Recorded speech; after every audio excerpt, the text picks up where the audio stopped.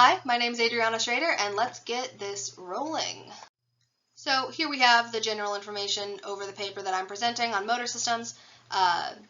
It's fMRI of intrasubject variability in ADHD, anomalous premotor activity with prefrontal compensation, and I will break that down because that's a lot to digest straight off the bat. So this slide takes you through some of the background information and literature review information.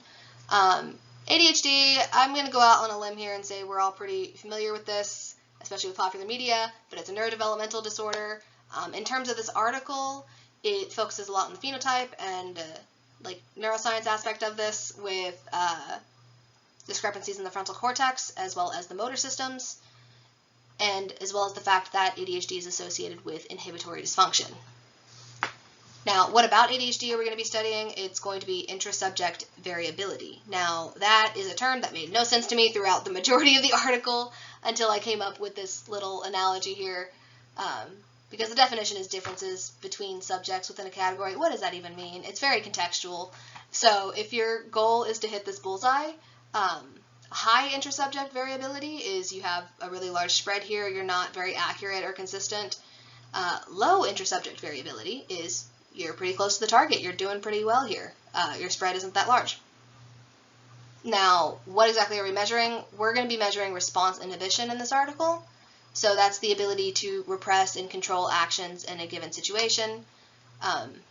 Goes back to this ADHD and inhibitory dysfunction, and has to do with the rostral supplementary motor area, because that's where response preparation and selection occurs. So taking that background information and applying it to the study, this gets pretty jargony, so I simplified it in this table going along with that bullseye representation. But the overall purpose is to examine the neural correlates of ISV during task performance, specifically go-no-go task with motor response in children with ADHD compared to neurotypicals.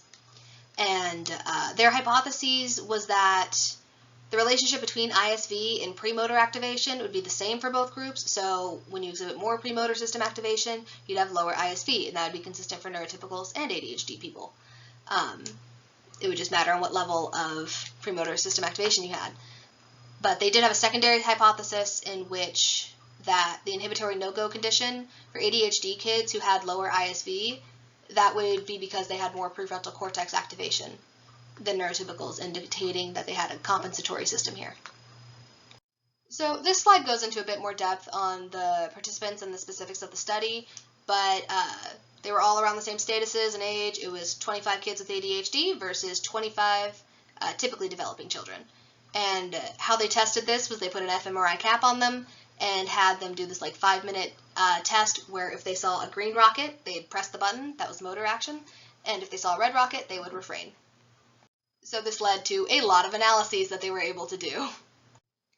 So with the level of analyses and the intensity of which they did it, the results were a little hard to digest, but these were the 4 main takeaways that I found, and also how I understood them. So with increased motor area activation during this task, for typically developing children, they would have lower ISV, so they would be pretty on task with this.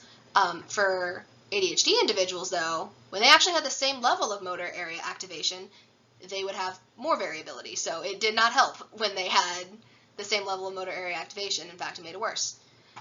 So that goes against the hypothesis that they would have the same kind of relationship, because this is a positive correlation, this one's negative.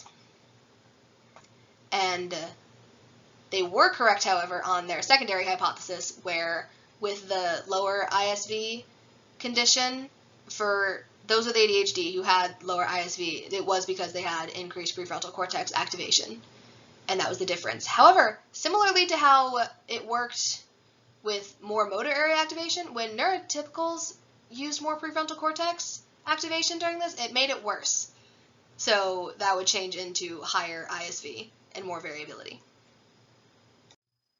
So, main takeaways from this. In conclusion, dysfunction of premotor systems lead to increased variability and impaired response for ADHD individuals, but compensatory strategies can overcome some of that deficit and improve results, bringing the ISV back down and more in line with neurotypical peers.